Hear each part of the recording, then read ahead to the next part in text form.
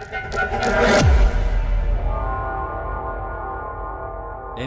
News. أزمة رياضية ما بين هي لحد دلوقتي رياضية، لكن هي انعكاس يبدو لحاجات كتير ما بين المغرب والجزائر. وأنا قبل ما نتكلم في القصة دي، حبي للمغرب زي حبي للجزائر. دول شعبين عرب وأنا بحبهم الاتنين. يعني أنا بحب الشعب الجزائري جدا وبحب الشعب المغربي جدا. يعني ما بتكلمش على أنظمة، بتكلم على شعوب. لسه أصداء الأداء التاريخي لمنتخب المغرب في مونديال قطر، لسه الأصداء مستمرة، وتم تكريم اللاعب المغربي أشرف حكيمي في مدينة القصر الكبير، مسقط رأس والدته بالمغرب.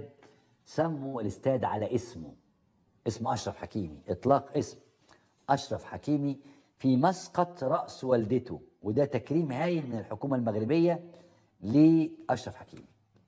واحتفت مدينة القصر الكبير بنجم المنتخب المغربي أشرف حكيمي اللي حل بالمدينة وسط استقبال جماهيري كبير جدا لحضور حفل التكريم وإطلاق اسمه على ملعب المدينة.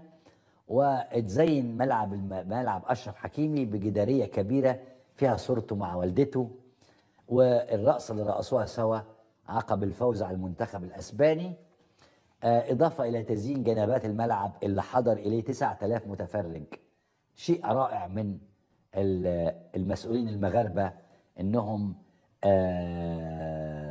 يعني الحقيقة يعملوا تصرف زي ده مع لاعب عظيم ومحترم زي أشرف حكيمي. البلد دي حسب الخبر، يعني حسب الخبر عشان ما افتيش، يعني مسقط رأس والدته، وده أشرف حكيمي يعني له حق يفرح وينبسط ويفرح المغاربة معاه.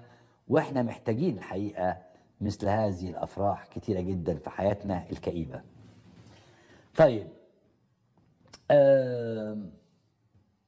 يعني الحقيقة كمان حارس المرمى المغربي ياسين بونو في طريقه لجائزة عالمية، لأنه مترشح على رأس قائمة أفضل حراس في العالم.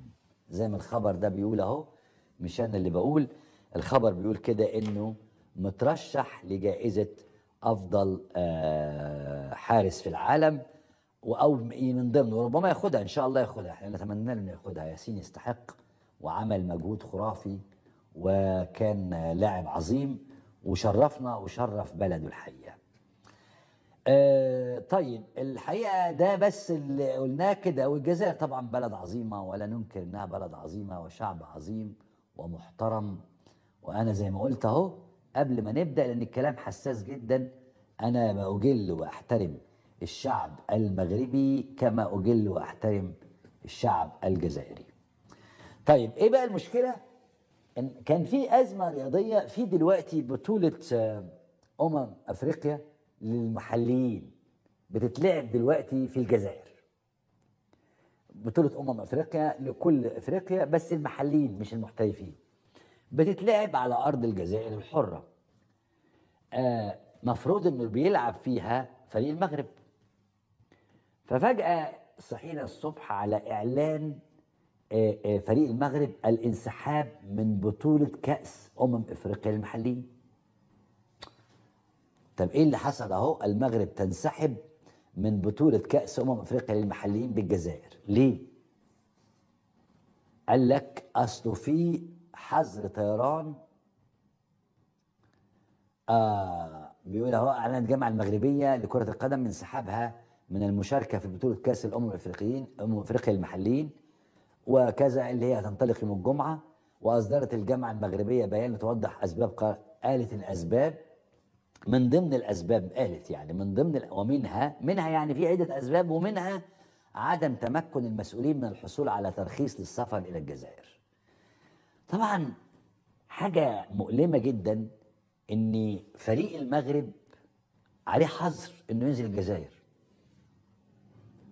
يعني الطيران المغربي ما بينزلش الجزائر. يعني مواطن مغربي لو عايز ينزل بلده التاني الجزائر في مشكله، مش هيسافر على طول. شيء عجيب، يعني حاجة صادمة. والسؤال، طب هو ليه في حظر طيران بين دولتين عربيتين احنا بنحبهم. ناس قالت اصل قرار حظر الطيران ده بسبب التطبيع المغربي الاخير مع اسرائيل. اهو الجزائر تغلق مجالها الجوي امام الطائرات المغربيه في تصعيد جديد للتوتر. ده الكلام ده كان في 23/9/21، يعني من سنتين تقريبا او دخل على سنتين يعني. وقالت الرئاسه الجزائريه في بيان ان المجلس الاعلى للامن قرر الغلق الفوري للمجال الجوي الجزائري على كل الطائرات المدنيه والعسكريه المغربيه، وكذا التي تحمل رقم تسجيل مغربي ابتداء من يوم 23/9. واتخذ القرار خلال الاجتماع للمجلس برئاسة عبد المجيد تبون الرئيس الجزائري، خصص لدراسة التطورات على الحدود مع المملكة المغربية بالنظر إلى استمرار الاستفزازات والممارسات العدائية من الجانب المغربي وفق البيان. يعني ناس قالت أصلي يعني القصة كلها ببساطة انه المغرب طبعت مع اسرائيل. فيعني طب ما مصر مطبعه مع اسرائيل والطيارات رايحه جايه يعني مع بين الجزائر، يبقى الموضوع مش تطبيع، ده الموضوع له علاقه بالتوترات على الحدود ما بين دوله المغرب ودوله الجزائر. لكن كان ممكن يتحل الموضوع ده بطريقه اخرى يعني. ده اللي كتبه المعلق الرياضي الجزائري حفيظ دراجي، علق على قرار المغرب بالانسحاب وقال ان المغرب هي اللي بتتعنت ورفضت السفر الى الجزائر عن طريق دوله اخرى. قال كابتن حفيظ دراجي قال كده،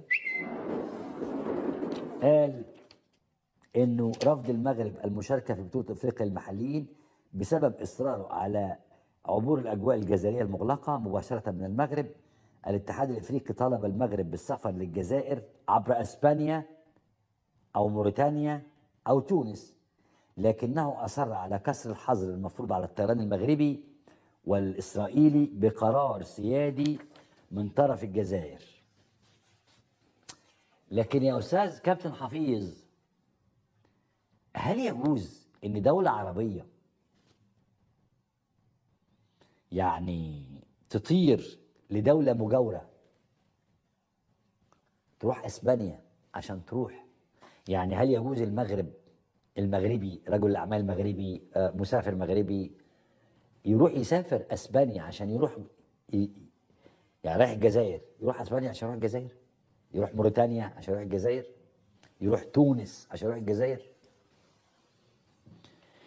شيء مؤلم، يعني مؤلم فعلا، لان دول من يعني اهي موريتانيا ورا المغرب، ورا المغرب. فانت تروح موريتانيا عشان تنزل الجزائر لو انت مغربي؟ طب تروح تونس عشان تروح الجزائر لو انت مغربي؟ طب تروح اسبانيا بعد البحر تعبر البحر؟ لا هو كاتبين تونس، لا هو كاتب ما انا بناقش الدكتور الاستاذ حفيظ دراجي. طيب هروح تونس انا عشان اروح الجزائر؟ يعني انا مغربي اسافر لتونس عشان رايح الجزائر؟